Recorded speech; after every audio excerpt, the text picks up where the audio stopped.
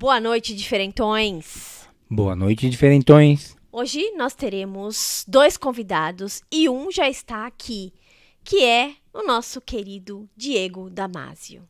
Oi, tudo bom? Boa noite, querido, tudo bem? Boa noite, tudo bem. O Diego Damasio também é uma caixinha de surpresas, apronta um monte de coisas e nós vamos descobrir hoje o que ele faz ou anda fazendo. E aí, Di, você é estudante de arquitetura, correto? Isso, primeiramente, né, muito obrigado pelo convite, né, De nada. uma honra aí participar do programa de vocês, que é bem bacana e estava Isso aí, a honra é nossa. Participar. Então, no momento eu tô fazendo arquitetura, né, tô terminando, mas, assim, já fiz muita coisa, já fui desenhista, já fui muralista, vitralista, já sou baterista, já toquei em algumas bandas por aí, já fiz algumas coisas, já. N coisas, né? N coisas. Então vamos começar pelo quê? Pela música? Porque a música é ser. o que a gente mais gosta, né? Ah, legal, pode ser, pra Você mim. tem um currículo meio extenso aí de bandas e atividades até mais atuais. Vai contando devagarinho aí pro pessoal saber. Então, eu toco bateria desde os meus 14, 15 anos. Então, já faz aí entregando a idade, faz uns 20 anos que eu toco. Olha. Aí, eu não sou aqui de Indaiatuba, né? Eu nasci em São Miguel Arcanjo, uma cidade do interior aqui. E foi lá que eu comecei a ter contato, né? Com a música e tal. Através de um amigo meu que o irmão dele, ele era guitarrista e tal. E eu comecei a ter contato com os instrumentos e foi achando bem legal. E falei, nossa, é isso que eu quero fazer. Acho bem bacana. E você chegou a estudar em escolas ou você foi praticando mesmo? Do it yourself? Sou totalmente autodidata. Eu cheguei a fazer, acho que 2 aulas de bateria com o Jarcinho, sabe, Jarcinho? Sim. Do Pau G. Só que ele me deu 2 aulas e eu não tenho muita disciplina de seguir aula, assim, né? Mas no final eu aprendi meio que tudo sozinho, tocando na perna, caixinha de sapato. Então, É isso. assim que eu fui. Aí baterista é um instrumentista concorrido, né? Porque toda banda tem o cantor, guitarrista, mais baixista e baterista. Sim, baterista, eu não sei o que acontece, acho que o pessoal não quer muito tocar instrumento. Tinha uma época que eu tinha 5 bandas. Eu tocava em 5 bandas, porque... Ao mesmo tempo? Ao mesmo tempo. Eu já cheguei a fazer 2 shows no mesmo dia. Tipo, com uma banda num horário, daí acabava e ia no outro show com outra banda. E porque eram os bateristas que tinha. Daí eu falei, é bom que sobra mais pra gente. Mas conta aí as bandas que você já teve, tá tendo ou não. Então, a primeira banda que eu tive, né, assim, mas na época ainda adolescente, de escola, chamava The Noise, o nome da banda. A gente fazia uns covers, assim, né? Aí era Os Barulhentos, né? Então, a gente só fazia barulho mesmo. Isso foi ainda lá em São Miguel. Aí eu mudei aqui pra Indaiatuba. Aí aqui eu comprei minha primeira bateria, né? Eu morava aqui, eu ainda não tinha, porque bateria, querendo ou não, é um instrumento caro, né? Isso que é também, a gente nem pra querer aprender um instrumento mais barato. É muito caro. Aí eu peguei e consegui comprar minha bateria aqui de um amigo meu, que eu trabalhei no Pastel da Feira, ali no Parque Ecológico, sabe?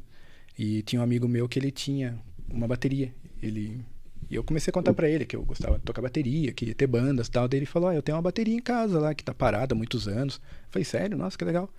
Aí ele pegou e falou assim, ele falou, eu tenho uma Tama, que é a marca da bateria. É uma puta de uma bateria, né? Eu falei, sério, você tem uma Tama? Ele falou, daí tem 3 tons, 2 surdos, uma bateria, nossa, uma porrada de prato. Ele falou, mas eu não tenho mais tempo de tocar, ela tá lá meio que guardada, faz uns anos lá. Eu falei, caramba, vende pra mim, né, essa bateria. Ele falou, não, essa bateria é muito cara, nossa, eu nem lembro quanto que eu paguei, ela tem que ver quanto que custa. Eu falei, mas vê lá, vou tentar comprar a sua. Aí ele pegou e falou, no outro dia ele falou, essa bateria, pelo menos uns 4 mil pra vender, né. Caramba. E isso foi quando? Acho que foi em 2005, 2006, imagina. Na época o salário era R$500. 4 mil é uma coisa de pagar 10 mil hoje, né. Aí eu falei, nossa, 4 mil é muito caro, né? Só que daí eu fiz umas contas rápidas na cabeça assim, eu falei, se você vender ela pra mim 20 vezes de 200, eu compro ela de você, né? Tipo, meti louco, né? Jogou, né? Aí ele ficou olhando pra minha cara assim, mas você tá falando sério? Eu falei, sim, mas só pra mim, só se for nessa condição, né? Aí ele pegou e falou, eu vou pensar no seu caso e depois eu te respondo. Daí no outro dia ele falou assim, eu vi lá, você assume mesmo, né, a responsabilidade, porque não vai ter contrato, vai ser boca a boca, né? Daí eu olhei assim, nossa, mas você vai vender mesmo? Aí ele falou, não, eu vendo, né? Aí eu peguei e comprei. Aí foi assim que eu consegui comprar a bateria. Paguei em 20 vezes de 200. É uma puta bateria, né? Não, é uma puta bateria. Você vê como que é a paixão pela música, pela atividade, o que a gente não faz, né? Né, é aquele famoso ditado, né? Quem tem boca vai a Roma, né? Eu meti o louco, eu falei assim, Sim. se você fizer nessas condições... Aí ele pegou e fez, eu consegui comprar, levei ela pra casa. Eu lembro até hoje, quando eu montei ela no meu quarto, né? Eu morava tinha um quarto meu, assim, eu montei ela do lado da minha cama. Daí, à noite, eu tava dormindo, assim, eu acordava e eu olhava pra ver se ela tava lá mesmo. Eu falei, nossa, acho que eu tô sonhando. Não, porque a bateria era linda, completa, assim. Aí que eu comecei a ter banda, consegui a bateria. Aí eu montei uma banda com os amigos meus aqui em Dayatuba. A primeira banda que eu montei foi com o Lipaus, que veio aqui Lucas conversar com vocês. Lipaus. Chamava Redwood o nome da banda. Mas a gente não chegou a tocar em lugar nenhum, a gente só ensaiava na casa dele, assim. Aí nesse tempo que eu conheci os caras da Dark Smile, que eu acabei entrando depois pra tocar com eles, eu vi eles tocando no festival de rock, que eu fui lá assistir, foi acho que o de 2006. Foi bastante tempo, foi quando era no CIA ainda, o festival de rock, sabe? Faz muito tempo. Muito tempo, é. E eu achei muito legal a apresentação dos caras, porque eu não conhecia, tanto que eu achei que eles eram banda de outra cidade, assim. E os caras lá, o Aldo, o André, não sei se vocês chegaram a conhecer eles. Uhum. Aí eu lembro que eu vi o André lá, ele tocava sem camisa, um estilão meio doido, assim, e eu lembro que quando eles entraram no palco, eles tinham uns adesivos, acho que da banda, com o nome da Dark Smile, eles ficavam jogando pro público, assim, sabe? Eu achei muito louco, falei, nossa, que cara pirado, né, da hora. Aí depois eu fiquei sabendo que eles estavam precisando de baterista. Ele falou, Dark Smile tá contratando baterista, por que você não vai lá, conversa com os caras? Aí eu falei, nossa, mas eu não, né, eu acabei de começar a tocar, não vou conseguir tocar no nível dos caras. Aí eu falei, mete a cara, não custa nada. Aí eu falei, quer saber, vamos lá. Mais uma vez meteu louco. Daí eu falei, vamos conversar com os caras, não custa nada, né? Aí eu troquei ideia com eles e tal, falei com o Aldo, daí eu fiz um teste. Aí eles gostaram do estilo que eu tocava, assim, eu ainda tava aprendendo, eles viram que eu tava começando, assim, mas eles falaram, não, você tem potencial, né, vamos fazer então. Eu lembro que o nosso primeiro ensaio foi lá no Plebe. É a época que era o Darcy ainda, o dono lá do Plebe. Faz Logo no muito começo, tempo. né? Logo não era o Darcy, aquele japonês, como que era o nome dele? Esqueci agora, era os dois que ficavam lá. Aí ele cedeu o lugar pra gente ensaiar, tá, a gente ensaiava lá. Daí foi assim que começou. Aí eu toquei 10 anos com os caras, com a Dark Smile. Foi a banda que eu toquei mais 10 anos? tempo. Nossa. Foi em 2007 que a gente começou, saí em 2017, 10 anos. E eles ainda estão nativos, o Dark Smile? Eles estão meio assim, né? Depois da pandemia eu não ouvi falar mais, eles ainda estão tocando, mas até antes da pandemia eles ainda estavam tocando. Mudou totalmente a formação, o único que sobrou é o Aldo, né? O resto tudo já saiu e tal. Mas foi bem legal a experiência que eu tive com os caras. Passei umas histórias de bastidores aí.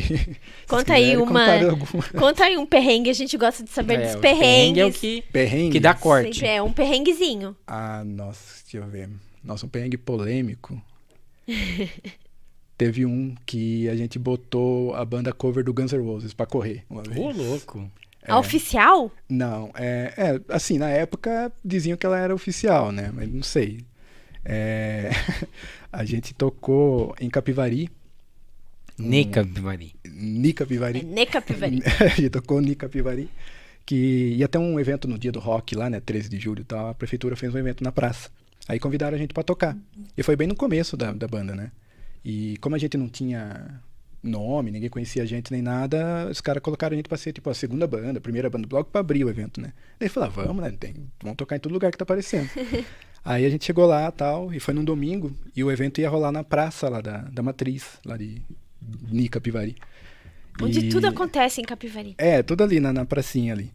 Aí ela tinha horário pra acabar, porque era até às 7, porque como domingo tem a missa, né?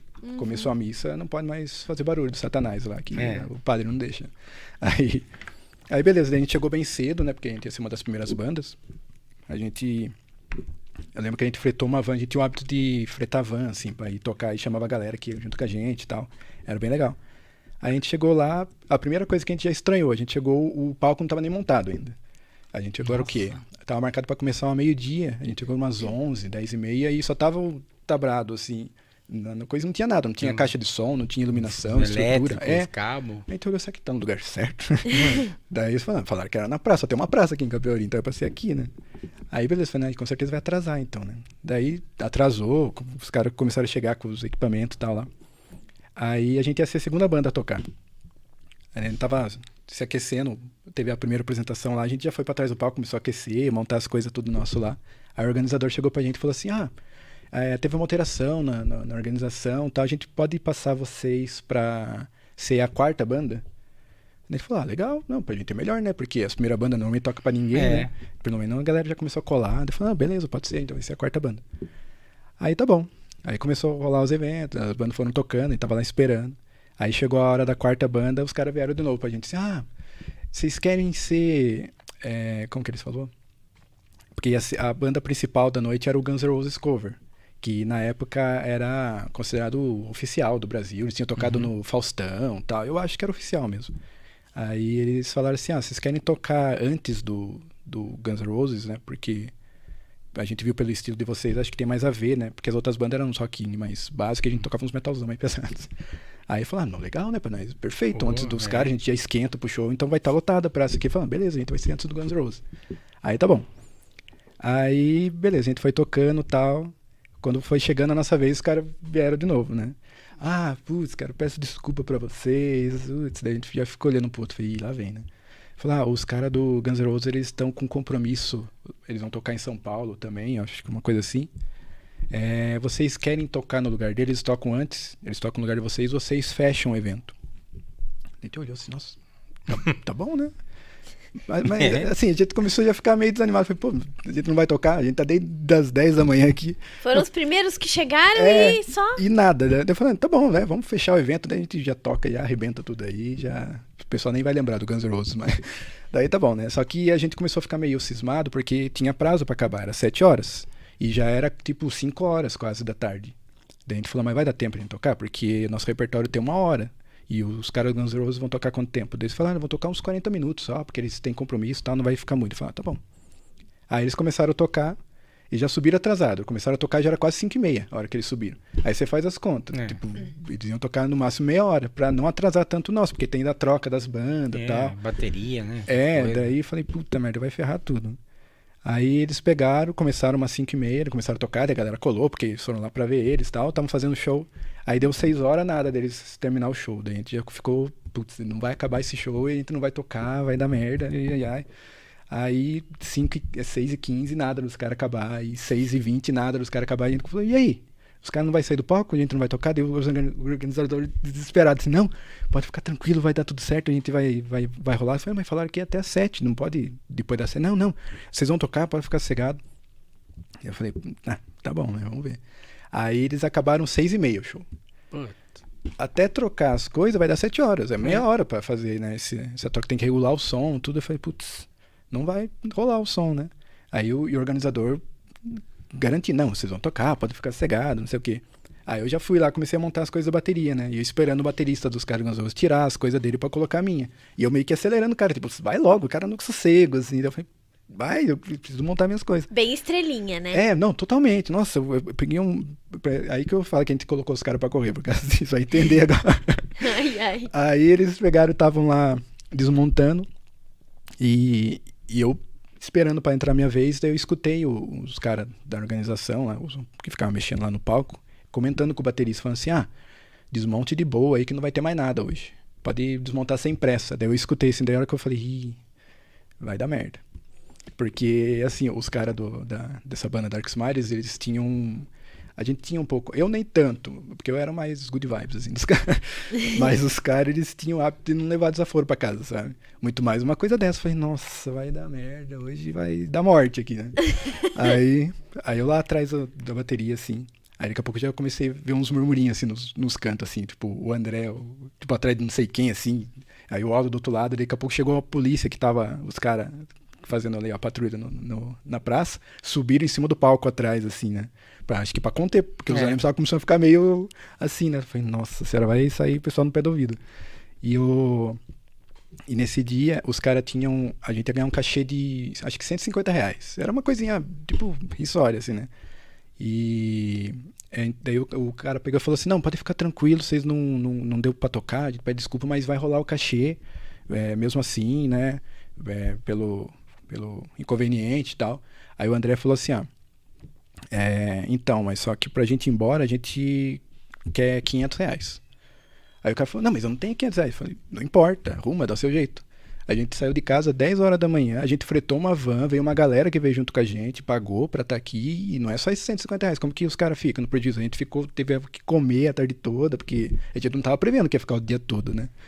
Aí o cara, não, mas eu não tenho esse dinheiro, não sei o quê. Aí o André falou assim, não tem problema, a gente leva alguma coisa no valor dele. Foi tipo desconectando os cabos da mesa, assim, a gente leva essa mesa aqui. Que louco. Aí o cara, não, mas essa mesa não é minha, não sei. Não, mas se não é sua, então a gente, alguma coisa, daí pegou assim na estrutura do palco, começou a mexer assim, a gente vai derrubar esse negócio aqui, vocês não arrumaram. Loucão. Não, loucão, daí nisso que chegou a polícia, eu falei, nossa, vai sair morte hoje. Aí nisso, esse organizador sumiu. Né, ele falou assim, não, vou arrumar esse dinheiro e tal, e sumiu. Daí a gente ficou lá esperando, assim, né, em cima do palco. Aí os caras foram desmontando as coisas. Aí daí nesse meio tempo que os caras do Guns N' Roses, a gente viu o vocalista tirando sarro da gente, sabe? Os mané, acharam que ia tocar, não sei o quê. E o André, ele é faixa preta em taekwondo e tal. Ele foi correndo atrás do cara, tipo, deu uma bicuda nas costas dele, assim.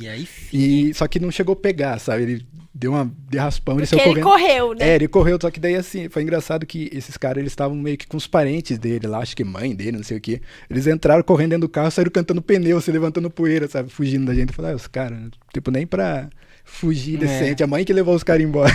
A mãe.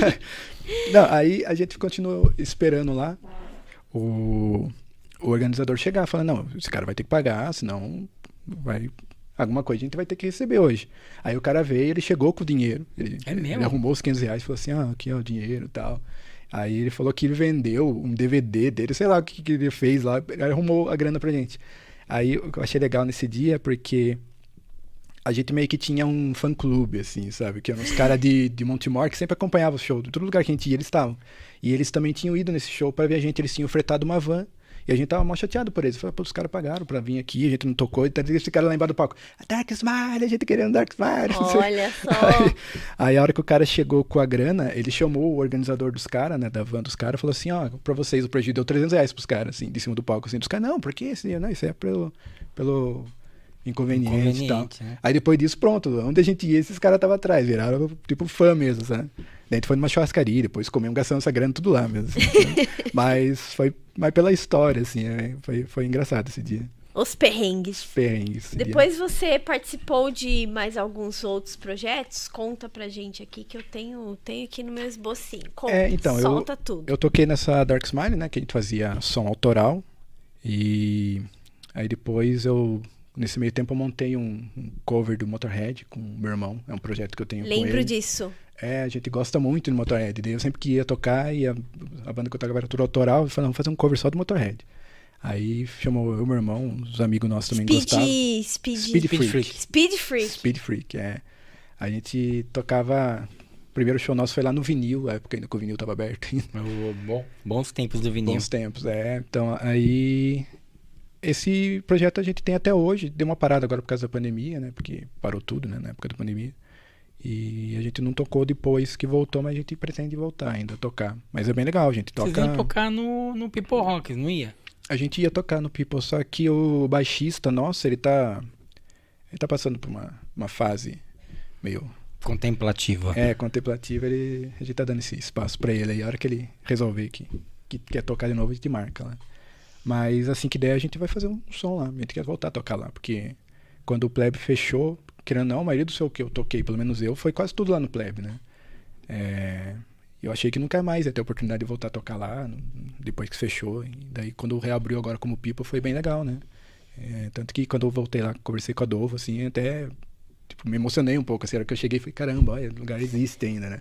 E falando nisso, você fazia algumas artes gráficas lá no bar. Sim. Conta aquele cardápio. Ele não lembra, mas tinha um cardápio. Claro que eu lembro. Você lembra do cardápio? Lembro do cardápio. Foi você que fez também aqueles...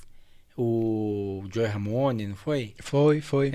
Era o Joey? Eu não lembro qual era. Era o Johnny. Johnny Ramone. Guitarra dos caras. Eu dei uma estilizada no bar lá nos últimos anos que ficou lá, na época do João. Painéis, que tinha aquele globo que dava aquela impressão com os quadradinhos, né? Isso, é verdade. É do lado do palco, né? Tinha um efeito meio ilusão de ótica, É. que as Sim. linhas eram retas, mas Op parecia que tava art. tudo... Isso. Nossa, e pior que foi difícil de fazer, porque conforme eu fui fazendo, me dava... Eu fiquei falando, o "Pô, o cara efeito." que fez isso aí. Levei uma semana pra fazer O aquele... Op Art. Quer mostrar seus projetinhos É, no telão? Eu trouxe algumas coisas aí, se vocês quiserem mostrar. Chamar o Matheus, você coloca lá, Matheus, pra gente ver. Você vai explicandinho. Então, é que assim, como eu falei que eu sou autodidata em tudo, né? Não só na bateria, né? Em artes também. Então, eu postei um pouco de coisas que nem essas daí são algumas aquarelas, né? Que eu fiz. Essa é a igreja lá de Itu. Aquela outra que mostrou antes era lá de Ouro Preto. Aí também faço algumas pinturas em camisetas, né? As camisetas que você pinta à mão. São tudo feito Chegou à mão. esses a daí. tentar vender algumas lá no quando tinha o SP Rock, não foi? Olha lá. Foi, aqui. eu cheguei a fazer, mas só que a demanda, por causa dos valores, porque para você fazer na mão você leva muito tempo, né? Sim. Então os preços não compensavam muito. Essa mesmo Essa é feita à mão também. foi feita à mão. E ela é numa blusa de moletom, então eu tive que dar, para dar esse efeito das asas, essas coisas, foi mais de 5 mãos. Então é muito trabalhoso, você fica semanas, né? E o pessoal não dá valor, Muito lindo, né? Então, é bem legal. Eu gosto bastante, só que eu pretendo fazer mais como Ah lá. hobby, assim, né? Você por fez no dinheiro. restaurante ali? Isso é numa pizzaria que tem ali no Sim. centro, né? Isso já é trabalho com giz e cera, igual o cardápio lá do Plebe. Esse Qual aí... plebe? Esse é no Plebe, quando eu tava pintando. Eu coloquei essa foto para o detalhe do pincel. Olha o tamanho do pincel que eu tava usando para pintar a parede. Eu fiz essa parede inteira com aquele pincel. Mas era opção ou era o que você tinha? Não, é por causa dos detalhes mesmo. Daí eu Ah. falei, acho que com esse pincel vai ser melhor. Daí eu fiquei quase um mês para fazer isso. Sim.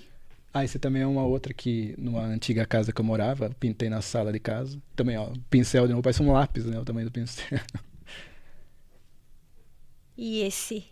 Esses já são alguns trabalhos com vitrais, né? Que eu trabalhei numa empresa que fazia vitrais de igreja.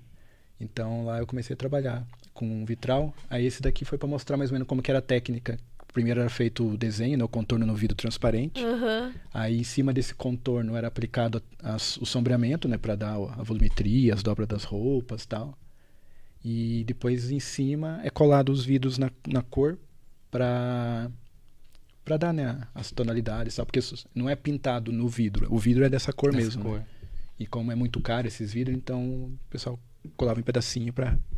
Era pedaço que ia sobrando, né, de outros Esse é trabalhos. outro vitral também? Esse é outro vitral com uma outra técnica que já é técnica de chumbo, já não é colado igual ao outro, né? São pedaços de vidro separado que é preso por chumbo. E esse é arroz? Isso Macarrão? é um mosaico que eu fiz, né, pela faculdade, num trabalho da faculdade, que é um mosaico, o Van Gogh de macarrão e arroz e Sim. cereais. Ração de cachorro, ração de gato, alpiste. Olha, sim. Eu acho muito legal esse tipo de trabalho também. Sou muito fã daquele artista Vic Muniz. Não sei Que se você fez conhece. um trabalho com sucata, né? Que fotografava de Exatamente, que tinha uma abertura de uma novela uma da Globo. novela. Que Eu não lembro agora qual é o nome da novela. Era a Rainha da Sucata, não era? Não, era uma Não. novela mais nova. Ah, uma acho que mais agora. nova. Fumaça, alguma coisa. Eu não lembro. A gente bem. não é das novelas. Eu também eu gostei do trabalho, mas não o suficiente pra assistir a novela. Sim, Que tinha um cara com dread, né? Uma coisa meio Sim. Muito legal. Bem legal mesmo. Então, eu faço sim, um pouco de cada coisa. Eu dei uma parada por causa da faculdade, né? Porque, Sim. principalmente agora no ano TCC, fica muito corrido, então não tá dando muito tempo, mas eu pretendo voltar a trabalhar com essas coisas, eu gosto, né? Você Passo aceita tempo. encomendas? Aceito encomendas, quem Ele quiser. aceita encomendas, pessoal. E eu já vi o trabalho dele de perto, viu? E... Então, quem quiser ir procurar um trabalho diferente aí, é só entrar em contato. E você pretende incorporar esses seus talentos no seu ofício de arquitetura, de repente, na parte de design, porque isso vai Novela envolver. Passione. Vi aqui. Passione, isso, é isso mesmo. Isso vai envolver, né? Sim. Alguma parte de design que é manual, às vezes. Acaba sendo. Eu, como designer de moda, sei como é. Isso na arquitetura deve se aplicar da mesma Sim, não, forma. totalmente. A arquitetura, boa parte do processo, ele é manual e criativo. Depois tem o lance técnico, tem que fazer o projeto, tudo, mas só que mais a metade do processo, ele tem que ter essa visão mais artística e tal. Tanto que é uma das coisas que me fez gostar de querer trabalhar com isso, né? Tipo, me dedicar a isso. Era meio que um sonho de criança, assim, desde criança Eu nunca pensei seriamente em fazer uma faculdade. Mas caso eu fizesse alguma, a primeira que vinha na cabeça era sempre arquitetura ou artes plásticas, alguma coisa do tipo. Então, quando apareceu a oportunidade de fazer faculdade, eu prestei o Enem. Então, pela nota do Enem, eu consegui uma bolsa pelo ProUni, né? Aí nessas horas o pessoal diz que já que a gente é pobre, então alguma hora tem que servir, né? Você ser pobre. Então eu consegui a bolsa por ser pobre. Mas olha, é um grande de um privilégio poder terminar e tá entregando o TCC. Não, eu não... Ainda tem hora que eu fico olhando assim, você não acredita, sabe? Eu falei, nossa, eu já cheguei e tal. Porque no começo do curso a gente olhava os trabalhos, né? Que os professores mostravam, falando, nossa, será que eu vou conseguir fazer alguma coisa do tipo? Eu passei minha vida inteira, no começo, assim, quando eu estava na idade escolar, sempre quis fazer arquitetura. Mas naquela época não tinha nada disso, né? Não tinha ProUni, não tinha... tinha vestibular, que você tentava fazer alguma coisa assim. Caríssimo. Ainda é, né? O curso Sim. é caríssimo. E só tinha integral, você tinha que ficar... Assim, tentar alguma faculdade pública e morar nela. Você tinha que morar e, assim... A pública era praticamente pros escolhidos, né? Era bem complicado Sim, você. até hoje, né? Então, Sim. mas hoje com a cota, né? Hoje você ainda consegue tentar Com a burlar um cota pouco o você sistema. consegue, mas... E assim, falando de arquitetura, eu, na época da faculdade, que eu fiz moda, e eu convivia com o pessoal das áreas criativas lá, inclusive arquitetura, mas a gente conhecia também os engenheiros, e a gente sabe que rola uma rixa. Qual é a rixa entre os arquitetos e os engenheiros? Essa é polêmica. Eu sempre que eu encontro um profissional, tanto de um lado quanto do outro, eu sempre pergunto, e aí, e essa polêmica? Assim, a gente não tem, tipo, nenhuma animosidade entre um ou outro, né? Porque os trabalhos, tanto que um depende do outro. Mas sempre tem, né, esse estigma, assim, né, que o arquiteto, ele pensa mais nesse lance artístico, então ele viaja muito nas ideias. Quando vai projetar alguma coisa, daí o arquiteto o engenheiro diz que aquilo não vai ficar em pé. Ou se for ficar em pé, tem que mudar tudo que o arquiteto fez. Por exemplo, você cria um vão assim, que vai ter uma viga, sei lá, de 20 centímetros. Que tem um negócio meio esbelto, por causa do que você quer visualizar ali. Daí chega o engenheiro e fala, não, para conseguir fazer esse vão, a viga tem que ter 60 centímetros. Menor que isso não vai rolar. Aí sai faca, né? Começa a discórdia. Começa a discórdia. E os caras não entram no acordo. Você tem que ter meio que um meio termo. Quem que vai ceder um pouco, ver o que dá certo. E os engenheiros, eles, por eles serem mais técnicos, eles acabam sempre prezando para essa parte da estrutura, da parte, como diz... Racional. Isso, da parte mais racional do negócio. Então, se não for ficar bonito, o importante é ficar de pé. Aí a arquitetura não, arquiteto a gente já tem que pensar também na estrutura, só que a arquitetura a gente aprende muito a questão de ergonomia, da utilização do espaço, não é só você construir uma casa e deixar. Você tem que pensar em quem vai morar nela, as pessoas que vão usar aquele espaço, então o arquiteto meio que consegue sugar o melhor possível do potencial de todos os lugares. A função, teoricamente, da arquitetura inicial é essa. Aí a estética é um agregado, assim, que também faz bastante diferença, mas o principal é isso, a gente aprende muito sobre leis, sobre diretrizes, assim, que nem uma coisa que está muito em alta agora é a questão de acessibilidade. Sim. Tanto que o meu projeto do TCC, eu estou tendo muito trabalho porque o meu terreno que eu estou usando, ele é meio rampado, então ele vai ter vários patamares, assim.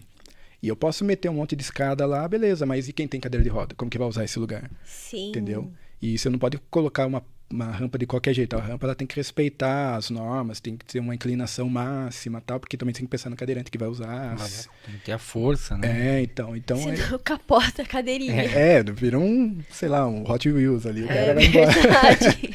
Então a gente tem que pensar em tudo isso. Então não Verdade. é tão só estética, a gente estuda bastante, sabe? Essa parte o pessoal não vê. Exatamente. E falando em arquitetura, Gaudí ou Bauhaus? Qual que é a sua escola preferida? Olha, eu particularmente eu gosto mais do Gaudí, porque ele é mais Orgânico. Assim, ele viaja um pouco mais nas ideias, né? Tanto que o Castelo Rá-Tim-Bum, ele é baseado todo no Gaudí, né? Aquelas janelas, aquelas coisas assim, né? E eu, desde criança, sempre adorei. Depois que eu fiquei sabendo que era baseado no Gaudí, eu falei, nossa, que legal, por isso que ele é tão doido, assim. A Sagrada Família mesmo, né, em Barcelona, meu sonho é visitar lá de perto, ver um dia, né.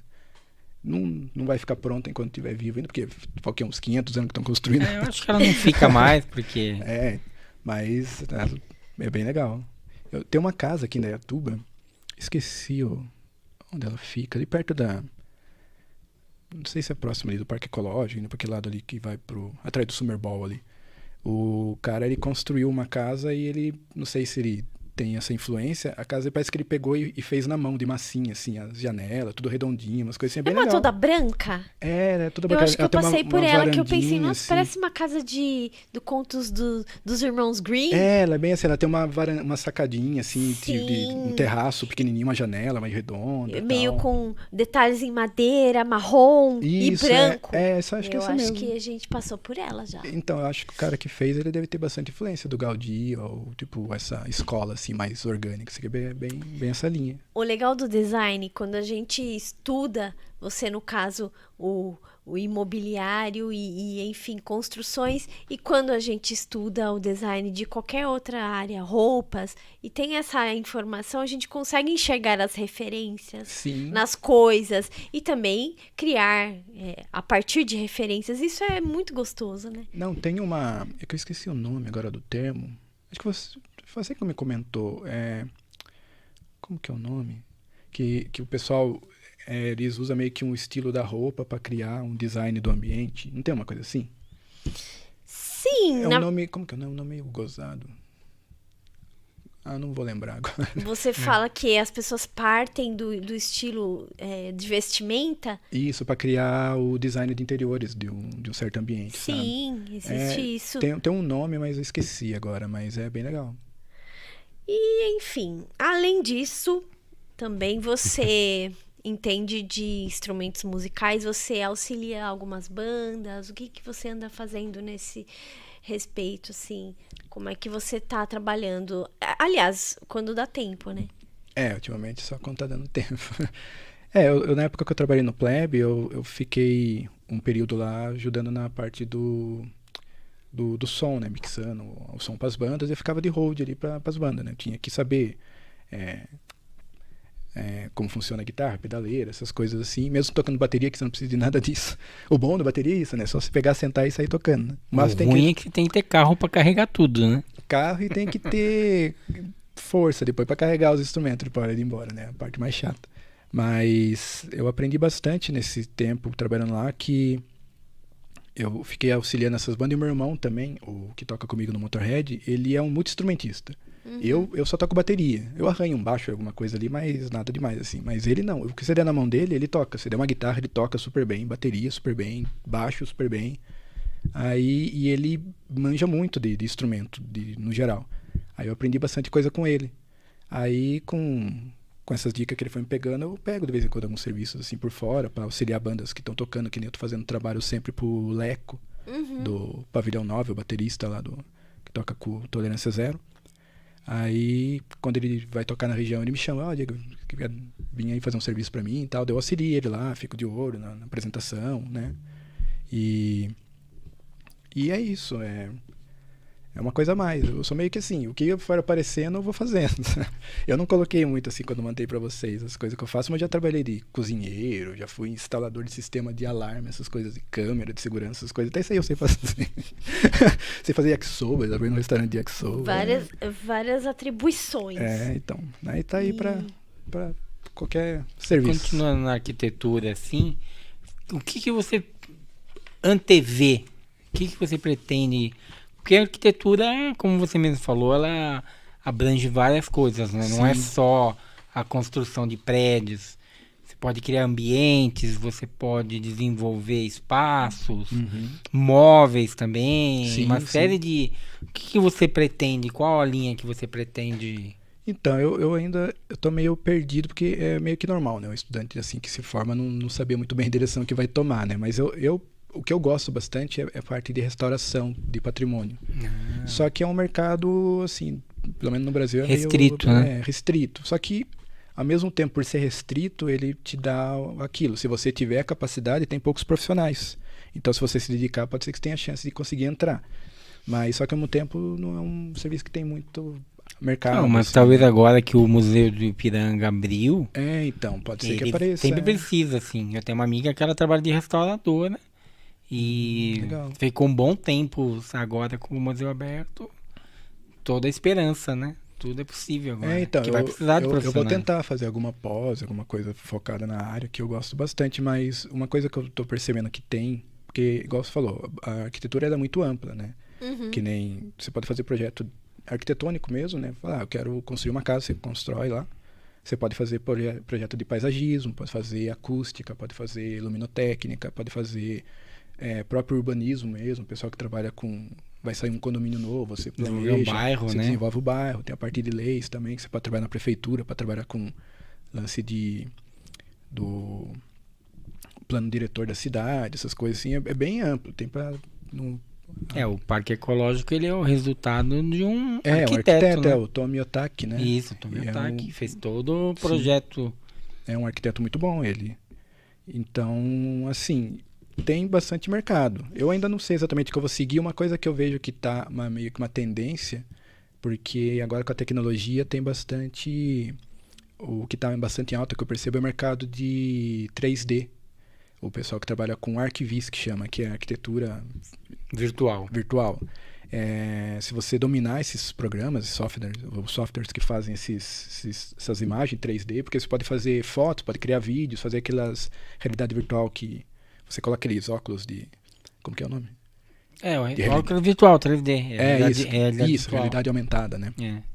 E tá bastante em alta, porque você não precisa necessariamente ter um escritório de arquitetura para trabalhar com isso, porque tem muito arquiteto, principalmente mais antigos, que eles estão ainda na escola antiga, trabalhando, fazendo no AutoCAD, fazendo às vezes até na mão, dependendo do arquiteto. Croquis. E eles não têm ainda essa facilidade. Então a gente pode meio que aproveitar isso, pegar esses serviços por fora, sabe? O arquiteto, ele tem o catálogo dele e ele manda pra gente a imagem final, porque hoje isso tá dando muita diferença para os clientes, principalmente para...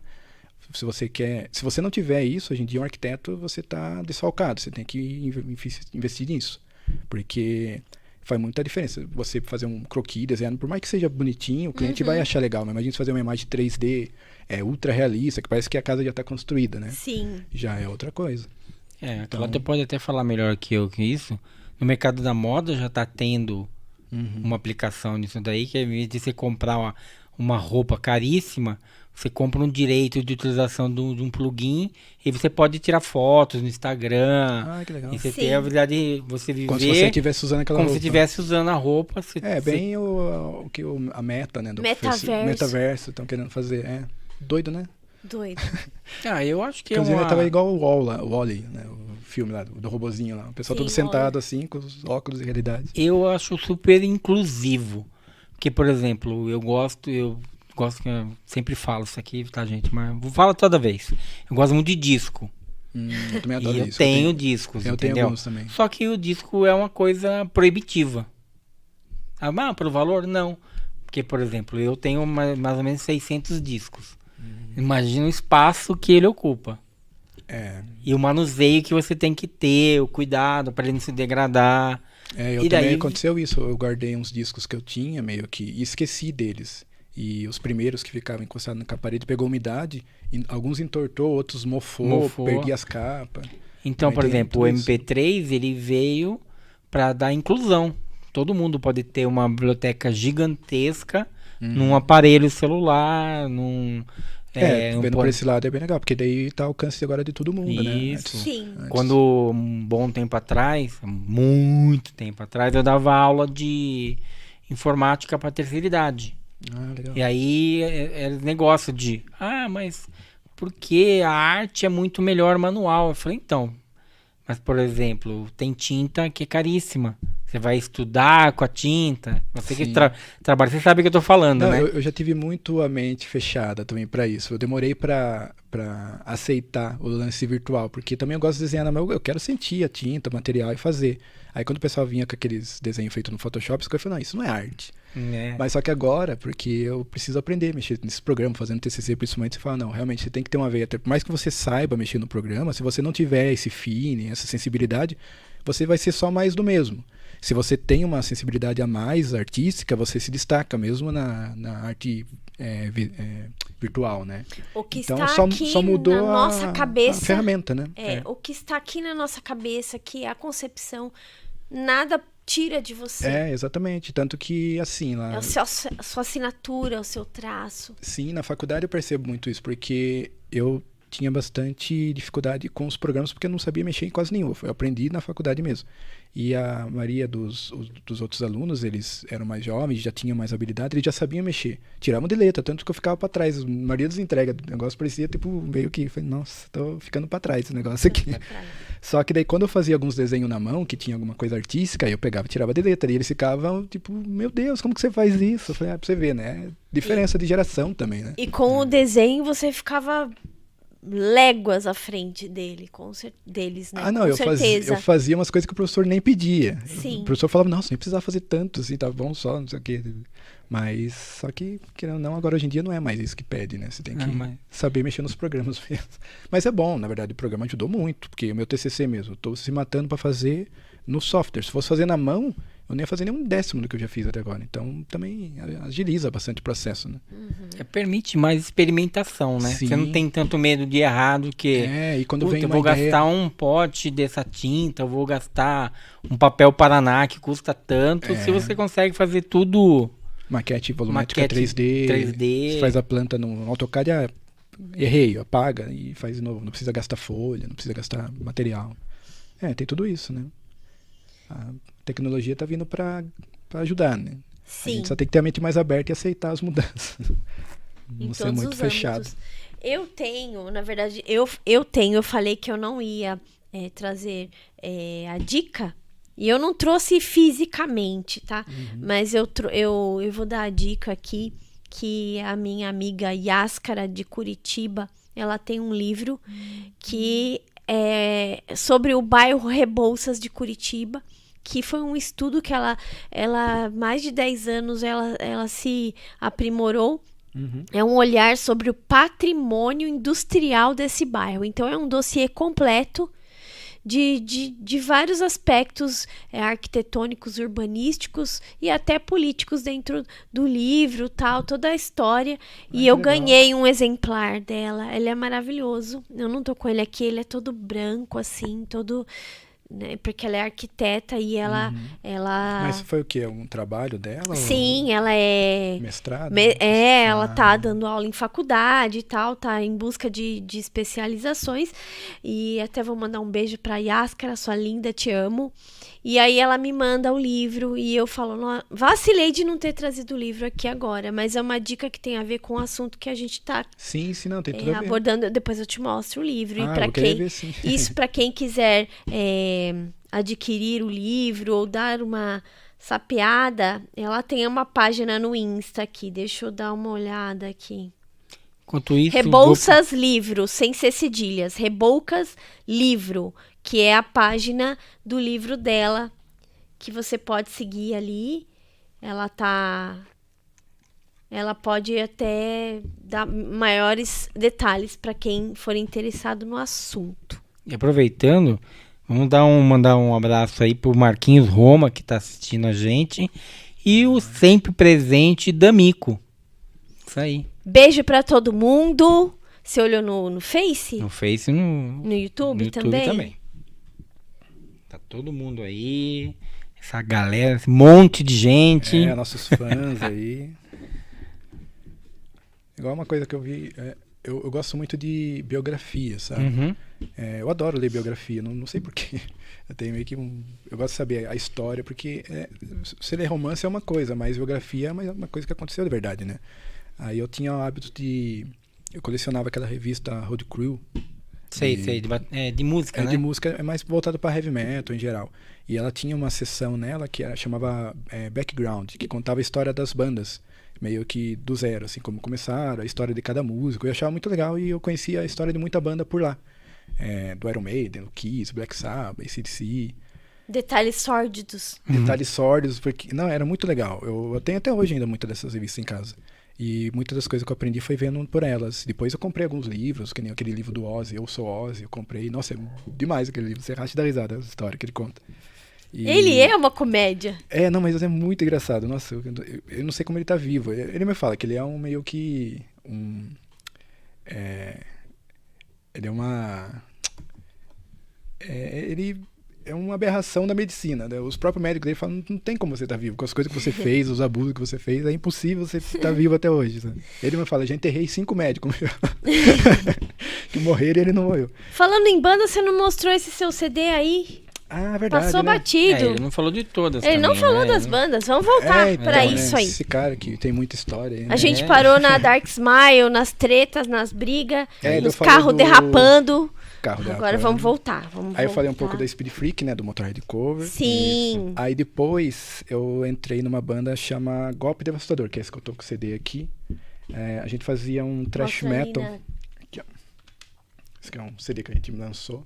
Chama Instinto Assassino. Com o pessoal aqui da tuba também, o Rafael Obituary, o Ítalo, o Montanha no baixo. Então, o Fabinho também na guitarra, pessoal, gente boa pra caramba. E eu comecei a tocar com os caras porque essa aqui já é mais levada a thrash metal, que é o que eu gosto mais, é o estilo que eu mais gosto, sabe? Apesar de não ter muita cara, assim, de muito... muito porrada, é o estilo que eu mais gostava, só que eu nunca tinha tocado porque eu não dava conta de tocar, porque as baterias são muito rápidas, muito frenéticas. Nossa. Aí, esses 10 anos de experiência na Dark Smile, eu fui meio que calejando, daí eu falei, acho que agora dá pra tentar arriscar umas coisas um pouco mais ousadas. Assim. Aí, esse projeto é um projeto do Rafa, ele já tinha todas as músicas prontas, ele já tinha tudo os instrumental, porque ele ficou na casa dele produzindo uma época, e ele começou a contratar os músicos pra fazer parte do projeto. Então, a hora que eu vi, eu falei, nossa, muito bom, quero participar e tal.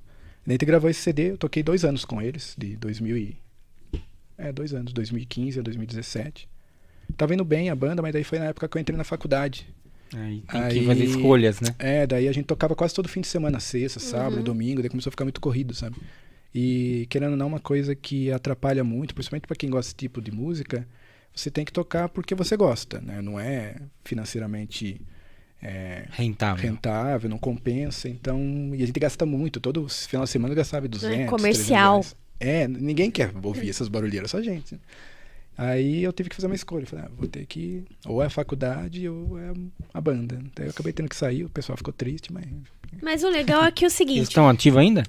Eles estavam, então, a maioria das bandas eles estavam ativas até a época da pandemia, daí a pandemia mudou um monte de coisa, né? Exatamente. Então, eu encontrei com o Rafael esse tempo atrás na Virada Cultural, no show do Udo que teve lá na Virada Cultural, ele falou que ele pretende voltar. O projeto está em pé, mas o pessoal está meio espalhado, né? Vamos ver. O legal Quem sabe que eu não volto a tocar com ele. Você tem o pé no chão. Enquanto você se dedica à música, você pensa também no seu lado profissional. Que é o que as pessoas devem medir. Não tô dizendo que a pessoa... eu vou viver de música. Ok, você vai viver de música.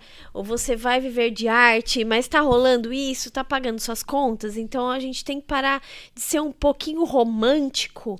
Então, é isso mesmo. E ser racional. Ao mesmo tempo que você tem seus sonhos, você pensar nos seus boletos, infelizmente, e vivendo. Porque a realidade é essa. Então, assim, legal. Porque eu conheço muita gente que ela não tá afim de estudar, não tá afim de se especializar.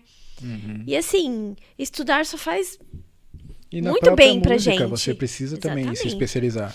Se você for se dedicar 100% à música, você tem que parar de levar ela como um hobby.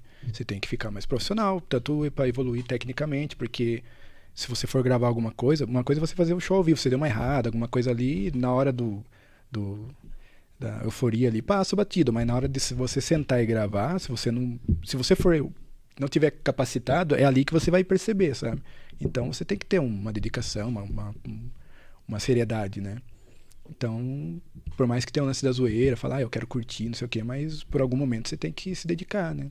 Sim. Tanto que esses músicos que existem, eles só estão nesse nível porque se dedicaram, né? Sim. Mas é que você tem, como você falou, você tem que escolher, né? Ou você faz isso, ou faz aqui. Mas aqui no Brasil, infelizmente, aí eu ia virar mendigo se fosse ficar só tocando música. A Gabriela Gomes também tá mandando um abraço aí. Ah, legal, é minha sogra. Ah, que linda, fofa. Um beijo pra ela. Um beijo pra senhora, dona Graziella, né? Graciela. Graciela, chique o nome. E depois vamos ver o que a gente não conversou. Bom, a gente passou rapidinho ali sobre os desenhos e tal. Me conta, como é que você foi parar ali naquela... Vitral. Isso, fazendo vitral de igreja. Quem que te chamou assim? Vem aqui! Você tem cara de quem faz isso. Então, o vitral, eu trabalhava na Lan House da Jaque, do Cid, lá no centro, sabe? E lá a gente sempre pegava serviço das pessoas que ia lá imprimir as coisas e tal. E um dia apareceu um cara que ele sempre imprimia umas imagens de vitrais. E eu achava interessante, porque era umas imagens bonitas e tal. E um dia eu peguei e resolvi perguntar pra ele, nossa, que legal essas imagens, pra que é, né? Aí ele falou, eu tenho uma empresa, eu trabalho com isso. Eu falei, nossa, que legal, né? Eu gosto de desenhar, também demonstrei alguns desenhos meus. Ele falou, vamos conversar a qualquer hora, porque a gente tá sempre precisando de desenhista e tal, porque o pessoal que trabalhava com ele nunca parava, nunca era um funcionário fixo, né? Aí eu fiquei meio que naquela, falei, nossa, mas eu nunca desenhei no vitral, né? Porque a outra é técnica, também diferente. Aí, mais uma vez, como sempre, eu falei, vamos lá, vamos ver o que vai dar. Parece que a vida dele, o lema dele é, vamos lá. Eu, quando mudei para Indaiatuba, foi assim também. Eu morava em São Miguel. Um dia minha tia foi lá visitar a gente, porque ela ia sempre na época das férias, né? E eu tava de férias, tinha terminado o colegial, o ensino médio. Aí eu falei, vamos lá passar uns 15 dias lá nessa casa, lá, passear. Aí eu vim e não voltei mais, tô aqui até hoje. É engraçado, assim, que eu sempre tenho, todos os que vieram aqui acabam achando uma ligação. E a minha ligação é o São Gabriel Arcanjo. Ai, que legal. Uma vez tinha uma amiga minha, que ela teve um problema com um familiar e tal, ela me ligou, olha, eu precisava buscar minha irmã numa cidade e tal. Eu falei, tá bom, vamos, onde é que é? São Miguel Arcanjo. Então você conhece lá? Conheço, já fui lá. Ai, que legal, então. Aí é uma pernada, hein? Dá uns É uma 200 pernada. quilômetros daqui. E era à noite.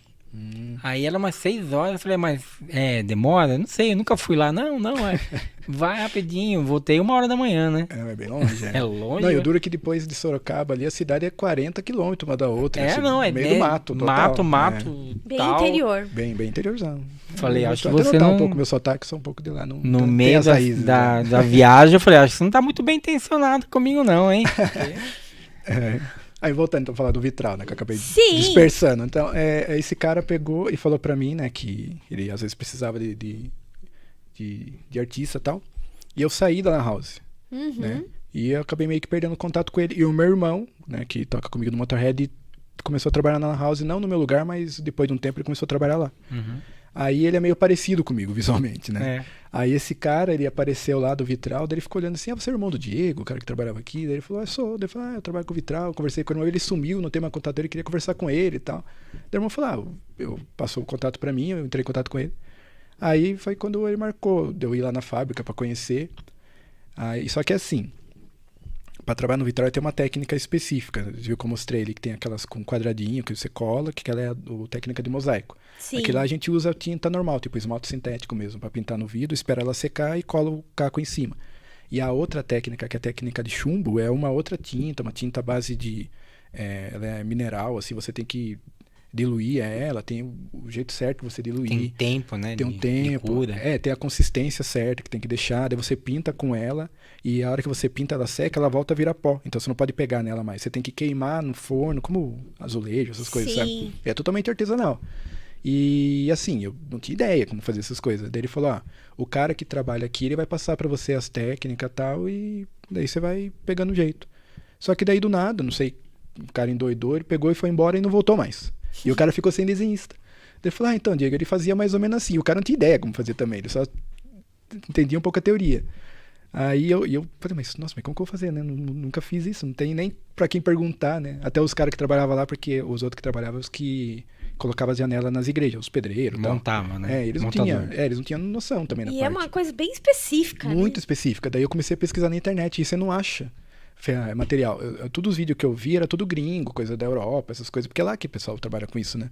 Aí eu descobri que você precisa diluir a tinta com uma quantidade específica de água, e só que na tinta você tem que colocar uma gota de um produto que chama goma arábica, que ele vai dar textura, vai dar aquela consistência de tinta, mas só que ele tem uma quantidade específica, tipo é meio parece reação química, assim. Não pode nem mais nem menos. Você tem que pesar a quantidade de tinta. Para cada 100 gramas de tinta é uma gota disso. Se você colocar 2, a tinta ela vira tipo uma cola que você não consegue mexer, assim, sabe?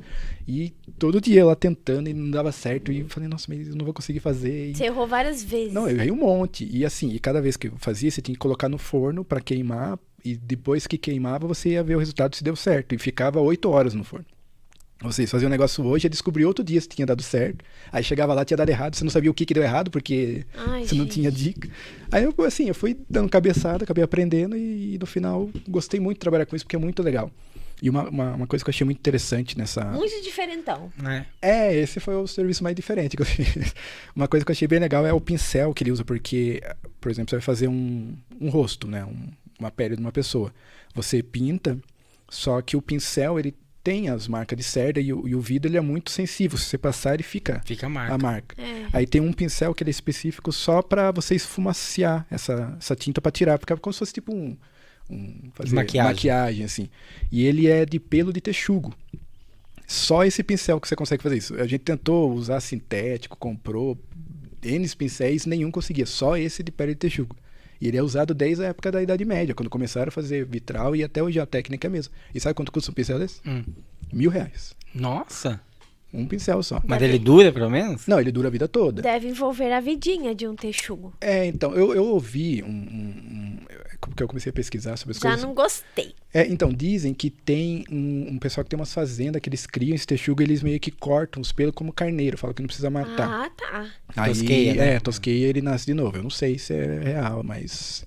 Enfim, só esse tipo de pincel que consegue. Texugo acho que aqui no Brasil nem tem, né? Não. Então, realmente tem que vir lá de fora. É importado. É importado, mas é bem legal. E esse pincel ele só serve pra isso. Você pinta com os outros pincéis normais, aí depois que você passa tudo, você pega o pincel e faz esse aqui, ó. Pronto. Só isso que você precisa fazer. Varridinha. E R$1.000 o pincel. Mas é bem legal. Daí depois que... uma das áreas que até se perguntou o que eu ia fazer depois que eu me formasse, eu queria montar uma empresa de trabalhar com vitral, porque não tem. Essa empresa até não comentei, mas ela fechou por causa da pandemia. Porque... isso que eu ia perguntar. Eu falei, por que você saiu no porque lugar tão legal? Ele tava meio ruim das pernas lá, tá, alguns problemas financeiros, e a pandemia meio que... Que triste. Jogou Como várias coisas, né? O dono entrou em contato comigo esses tempos atrás, ele falou que tem intenção de voltar, tá, vamos ver. Mas se eu for fazer trabalho com isso, seria uma coisa mais... quando eu trabalhei... Freelance. Mais freelance ou fazer alguma coisa tipo mais a sério. Entrar de parceria com ele, fazer uma empresa, sabe? Sim. Eu não quero ser só o cara que vai desenhar, ganhar uns troquinhos. Não, já que é pra entrar, então vamos rachar os lucros, porque é um negócio que dá muito dinheiro. Porque o vidro, os vidros coloridos, eles são importados também. O vermelho, pra ter uma ideia, você compra em chapas assim de 1,5 metro, né? Que vem. Custa coisa de 800, 900 reais cada chapa. E imagina, você vai fazer uma janela enorme assim, que usa várias cores. Uma janela custa na média de 30, 50 mil reais. Uma janela. Uma janela. Então E o que é legal dessa área é que, por ele ser totalmente artístico, manual, você não trabalha com aquela pressão em cima, sabe? Mas você tem que terminar até tal dia. Não. Você vai fazendo no seu tempo, né? É claro que tem deadline, mas assim... você não pode também extrapolar muito, mas Sim. Só que ele não é aquele negócio, porque ele sabe que precisa ter um tempo, dedicação, principalmente essa parte de queima, só pra você queimar vidro, essas coisas você perde meses. Né? Então... E normalmente é ligado a uma obra, né? É uma parte da obra, então... Isso. Enquanto a gente tá fazendo, estão construindo a igreja. Às vezes nós termina, a igreja não tá nem pronta ainda. Então, uma coisa que dá pra você fazer com calma. Então, olha, a gente vai receber outra convidada, e eu já vou dar o spoiler para vocês, que ela vai entrar via meeting, que é a Ana Marques, da banda Radioativa do Rio de Janeiro, que venceu aqui primeiro lugar no Festival de Rock de Indaiatuba. A gente conseguiu com que ela tivesse um tempinho pra gente, então logo menos ela vai aparecer. Enquanto isso, a gente tá trocando uma ideia. E também eu esqueci de dar outra dica, que eu estou aqui com a camisetinha da banda Escarno, que é independente, e a gente toca no nosso programa Mixtape. Ela já entrou aí, Matheus? Então vamos lá, ela vai chegar, a linda Ana Marques. Vou até virar pra vê-la. Via meeting, gente. Então vocês sabem. Que linda! Que alegria! Alegria! Olá! Tudo bem? Tá sem som. Eu tô com som. Opa! O som tá ali, nós estamos aqui. A gente tá meio o perdido. meeting, ele sempre é uma surpresa pra nós. Sim, pra mim também. E aí, como você tá? Tudo bem. Foi uma correria da semana, né? Mas finalmente chegando ao fim, mas tudo ótimo. Feliz em estar aqui com vocês. Muito obrigada. Tá meio baixinho o som, será que... É o... Deixa eu Matheus, ver se dá eu uma consigo. força pra nós aí. Vamos testar. Fala aí, vê se... Oi, Fala- testando. Agora sim. Primeiramente, a gente tá muito feliz de ter você aqui. E nós temos o Diego Damasio também, que ele veio também participar, que ele também é da parte da música, arquitetura, arte, etc. E ele ficou muito feliz porque ele ia conversar com você junto com a gente. Então. Que legal. Prazer, Diego. Então, vamos lá. Conta pra gente como você veio parar em Indaiatuba aqui e arrebatou mesmo o primeiro lugar do festival. Cara, na verdade a gente não conhecia o Festival de Rock de Indaiatuba até esse ano de 2022, né?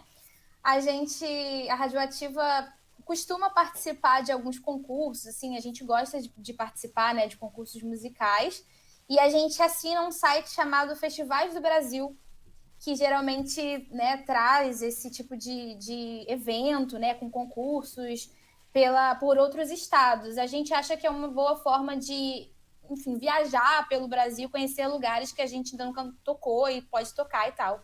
Então, a gente costuma enviar inscrições, né, para esses festivais. E aí a gente viu o Festival de Rock de Indaiatuba e foi procurar mais sobre o evento, como é que funcionava, e a gente descobriu o quão tradicional né? Enfim, quanto já teve de edição e a estrutura. A gente ficou, assim, muito impressionado de primeira, quando a gente viu. A gente chegou a ver... Acho que o primeiro vídeo que a gente viu sobre o festival foi um da pandemia, que tinha toda aquela estrutura montada para live, né? Porque não podia fazer festival com presença e tudo mais. Então, achei muito, muito interessante. A gente achou muito legal aquilo tudo. E como a gente viu que estava retornando, né, os festivais presenciais e tudo mais, a gente falou, vamos embora, vamos se inscrever. Será que a gente vai se selecionar? Vamos ver o que rola, né? E aí a gente mandou a nossa inscrição, né, a nossa música, concorrente e tudo mais, sem saber muito no que ia dar. Então, quando a gente foi selecionado para participar ali numa das semifinais, a gente foi ver a chave, né, da semifinal, e só tinha banda que a gente falava, caraca, meu Deus, vai ser difícil isso aqui, porque é muita banda muito boa, né? O nível bizarro técnico das bandas, né? É muito alto. Então, foi assim que a gente foi parar lá, né, na semifinal, primeiro, no espaço Viber que fala? Viber, pode ser, Viber. É isso. E a gente foi lá naquela estrutura toda, a gente achou incrível. Quando a gente já chegou lá, a gente já ficou, caramba, pra mim tá aqui já tá valendo, né? Nessa semifinal, com um monte de banda tão incrível e com jurados tão incríveis também, né? Renomados. Pessoas que realmente são do meio da música, pessoas que entendem, porque alguns festivais que a gente participa nem sempre tem esse nível, né? De, enfim, tanto estrutura quanto dos jurados, quem são as pessoas que enfim, estão ali julgando as bandas. Então, quando a gente viu tudo isso, a gente ficou muito animada e a gente ficou muito feliz em estar participando. E pra gente era isso. Tipo, semifinal já tava ótimo, maravilhoso estar ali. E quando a gente tocou e tudo mais, a gente, né, obviamente queria passar, tava muito nessa vibe de vamos passar, queremos passar. Mas, ao mesmo tempo, a gente tava tudo super de boa se não passasse, porque a gente sabia que o nível era alto. Então, quando a gente passou na semifinal, a gente ficou muito feliz. A gente tocou numa semifinal que foi num domingo, e como a gente é do Rio, né, a gente é do Rio de Janeiro, a gente tocou e foi embora. Então, a gente não viu o resultado sair da semifinal. Basicamente, a gente tocou ali no festival e fomos embora. Tinha que voltar para trabalhar na segunda-feira, né, que, enfim, todo mundo da banda tem outros empregos alternativos para se manter. E a gente voltou, e aí no meio do caminho a gente recebeu uma mensagem de uma das meninas que acompanha a gente, né, que, enfim, gosta da nossa banda e estava lá no evento, falando que a gente tinha passado para a final. Então foi bizarro, a gente estava no carro, assim, ainda em São Paulo, né, capital, indo pegar um ônibus para voltar, Vocês estão me ouvindo ainda? A gente Então, tá. estamos ouvindo. Só a pode falar. imagem que saiu. Mas. E aí... Opa! Voltou. Voltou. E aí, voltando para São Paulo, em São Paulo, voltando para o Rio, a gente recebeu essa notícia, estava na semifinal. Então, assim, foi louco, foi bizarro, todo mundo começou a gritar no carro. A gente passou, foi maravilhoso. E ficamos muito felizes. E aí fomos para a final, e aí tudo mudou, né? Porque quando você passa por uma final, você já vai com mais confiança, né? Tipo, acho que dá, né? Para ganhar, acho que dá para chegar lá. Então, muda totalmente, né? eu acho que essa confiança que a gente levou para a final foi o que nos deu, na verdade, o prêmio, né? Acho que até conversando com os jurados depois, eles falaram sobre isso, em como a gente chegou e parecia que estava tranquilo lá no dia da final. E realmente a gente estava, né? Meio tranquilo e, tipo assim, estamos felizes por estar aqui e vamos embora. É isso que a gente faz e partiu. Então, foi incrível, foi maravilhoso. Enfim...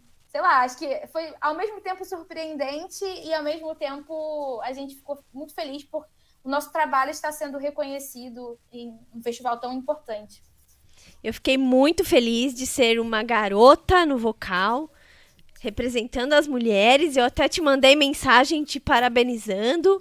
E assim, daí no segundo lugar foi a Giovana Moraes. Então eu fiquei assim, pulandinho. Mulheres no comando. De alegria. E assim... Porque não é sempre que isso acontece. Agora, o Diego vai contar uma historinha que ele também já venceu, né? Um dos festivais. Conta aí, Diego. Já faz bastante tempo, mas eu também já tive esse privilégio, né? De também ganhar o festival. Foi em 2010. Foi com a banda Dark Smile, que eu tava falando mais cedo. Não foi essa, não essa. Não. É outra, a primeira banda, aquela que colocou o Guns N' Roses pra correr. Isso, ele tava contando umas tretas, aí depois você assiste pra entender. Tá bom. A gente ganhou em 2010 e também foi mais ou menos essa sensação que você falou. Passar pra final você chega bem mais tranquilo depois na final. Por mais que você tá meio empolgado, com medo, mas você fica mais confiante, né? Porque eu não sei quantas bandas foram esse ano, você sabe? Nossa, eu não lembro. É muita banda. Acho que 50? Eu não lembro exatamente. São vários então, dias. eu sempre... 48, né?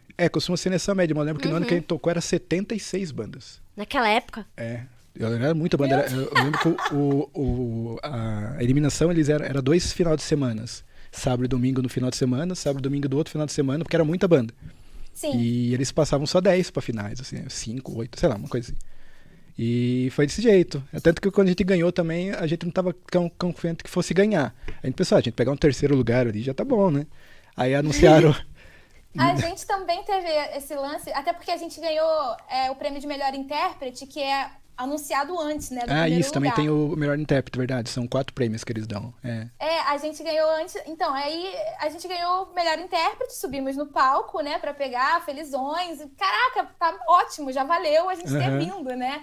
E ainda mais uma viagem tão grande de Rio pra Indaiatuba. E na chuva, porque choveu muito no dia da final. Então eu tava lá e fiquei triste, porque assim, foi um espetáculo maravilhoso, mas pouca gente, né?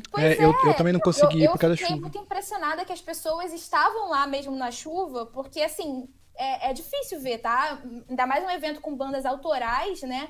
É difícil você encontrar bandas independentes autorais, você encontrar pessoas que fiquem na chuva. Então tinha gente na chuva, eu já achei o máximo.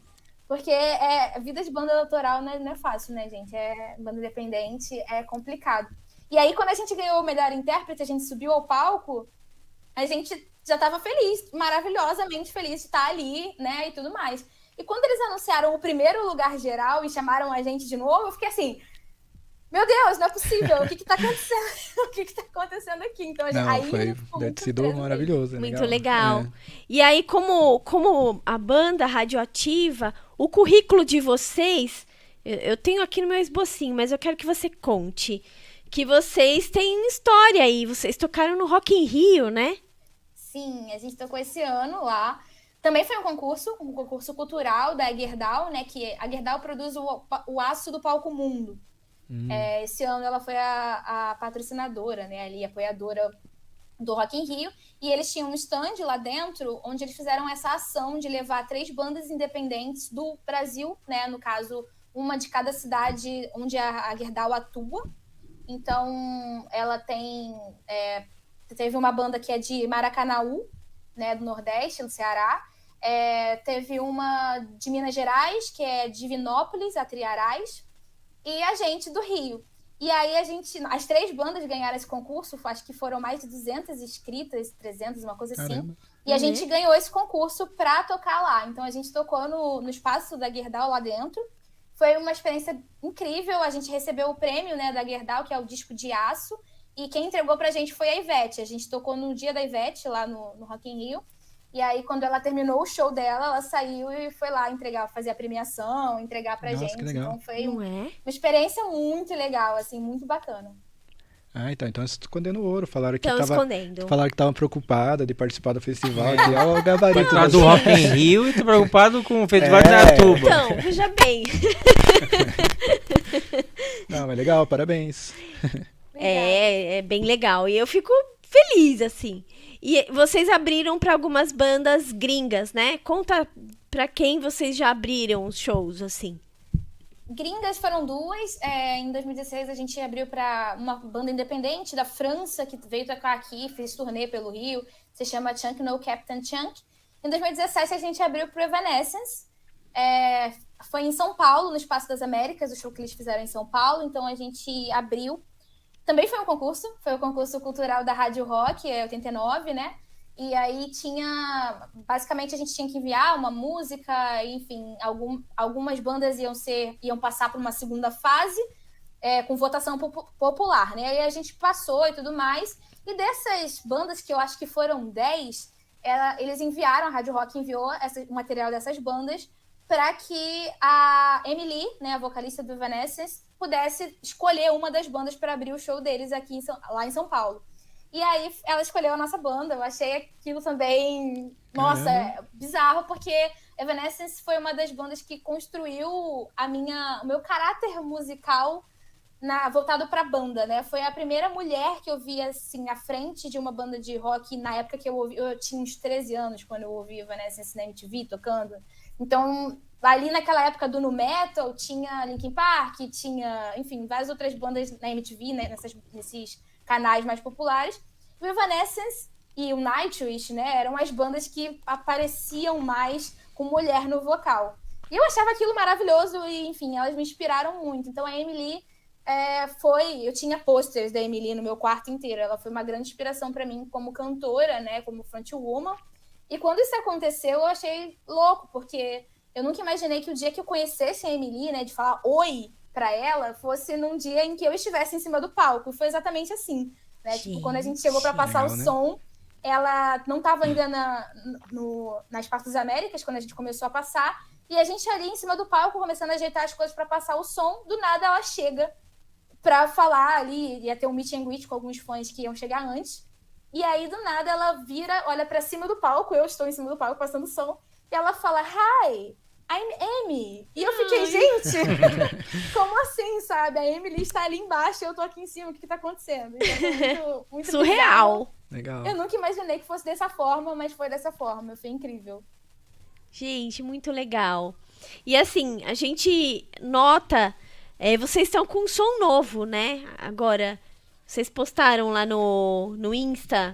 Isso, porque o que vocês tocaram não era lançamento, né? Não, a gente tocou Você Não Sabe Nada Sobre Mim, a música vencedora lá do concurso e tudo mais. Ela é uma música de 2014. Sim. E essa música foi a música que a gente venceu o concurso do Evanescence também. Foi com essa música. Essa música dá sorte pra vocês, hein?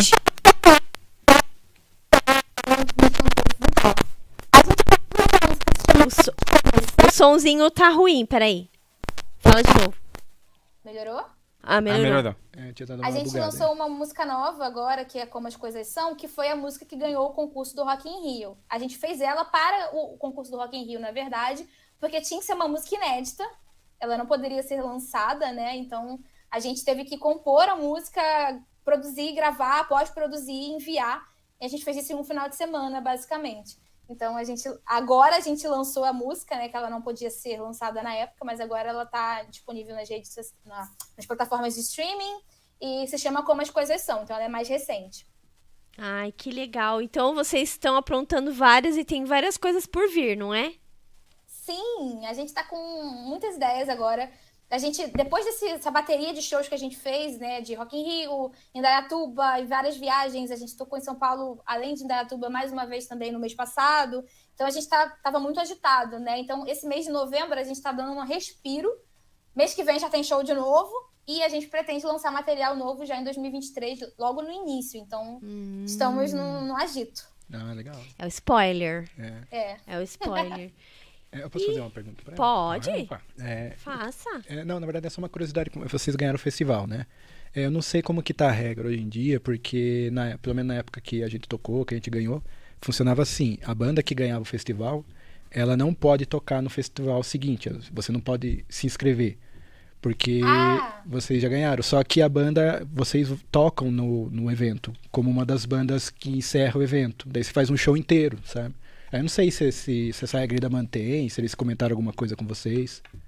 Sim, eles nem falaram sobre a inscrição, eles já falaram direto sobre o tocar lá, né, como No uma ano das que vem, bandas né? da final, né?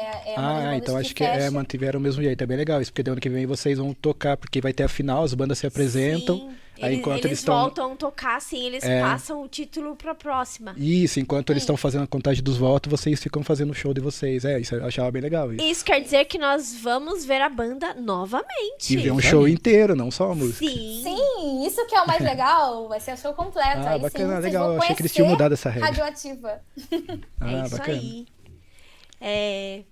Quer falar um pouco sobre a formação? Que eu vi que vocês são quase tudo parente, é isso mesmo? Uma banda familiar. Família Lima? Costa Nostra. A gente tem uma base meio tripé, assim, familiar, que é, no caso, eu fundei a banda, né, em 2009, e logo o primeiro membro que entrou depois de mim foi o Felipe, que é o meu namorado. Então, assim, ele já era meu namorado antes. É meu namorado, né? A gente fala namorado, mas já são 15 anos quase, então é namorado. Então é família mesmo, a gente já mora junto e tudo. Então é isso, o Felipe é o guitarrista da banda. E o Rodrigo, que é o baterista da banda, ele entrou mais tarde, ele entrou em 2012, então já tem 10 anos também. E ele é meu primo de primeiro grau, criado, né, enfim, bem quase como irmão. Então é uma peça, assim, bem familiar, é um tripé bem familiar. E aí compõe a banda também o guitarrista Fábio, que é um amigo nosso que entrou um pouquinho depois, em 2014, final de 13, se não me engano. E o Reale, que é o nosso baixista, ele entrou nesse ano, né, no caso, é o mais recente. Ele entrou em agosto, aliás, julho, pro festival, pro Rock in Rio, pro concurso do Rock in Rio que a gente participou. Então, ele é o mais novinho, assim. Mas a gente considera tudo família, né? Então, é uma banda familiar. E além do Evanescence e a Emily, quais as outras bandas que inspiram vocês? Cara, tem muitas. A gente tem diversas influências, assim. Tem muita coisa do pop. Então, assim, sei lá, o Felipe, que é o guitarrista, ele é apaixonado por Linkin Park, sempre foi. Então, para ele, a vida, né, tem muita coisa ali que gira em torno do nu metal. Então, tem algumas bandas Korn, né, que influenciam muito. O Rodrigo é mais do hard rock, ele gosta de algumas coisas assim, mas também gosta muito de pop, assim como eu. Eu gosto de pop, eu gosto de metal, assim, no metal também. O Slipknot é uma coisa que a gente não sabe definir muito bem, né? Se é new metal, se é... Enfim, o que é. Mas o Slipknot é uma das minhas bandas preferidas da vida. Já fui no aeroporto tirar foto. Tenho foto com todos os membros. O Corey? Hã? Você tem foto com o Corey? Eu tenho foto com o Corey, abraçada com o Corey. Que lindo! Eu fui a primeira pessoa... Em 2011, quando eles vieram tocar no Rock in Rio pela primeira vez... Eu fui a primeira pessoa que abraçou o Corey assim que ele saiu do avião. Então, assim, eu sou muito fã. Muito fã. E tem até, enfim, com o Joey, que já se foi, né, e tudo mais. Então, assim, tem tudo. E tem a discografia também. Tem a porcaria toda. E Slipknot é a minha banda. E, assim, por mais que, obviamente, não pareça influenciar no nosso som, porque a gente tem um som que acaba indo mais pro pop punk, tem influência, né? Na forma de compor, na forma de, enfim, letra... Tem algumas coisas que a gente acaba pegando por serem nossas bases de influência musical. E o Fábio é totalmente pop punk, né? Ele é muito... ele gosta muito de Green Day, né? Então tem o punk ali, Offspring, essas coisas assim, que eu também gosto muito, o Felipe também gosta muito. Então tem essa mistureba, né? E do pop geral, grandes cantoras. Então, sei lá, desde... Eu amo desde Mariah Carey até, sei lá, Lady Gaga, passando por Beyoncé. Eu amo a tudo Lady isso. Gaga. Quem nunca, né?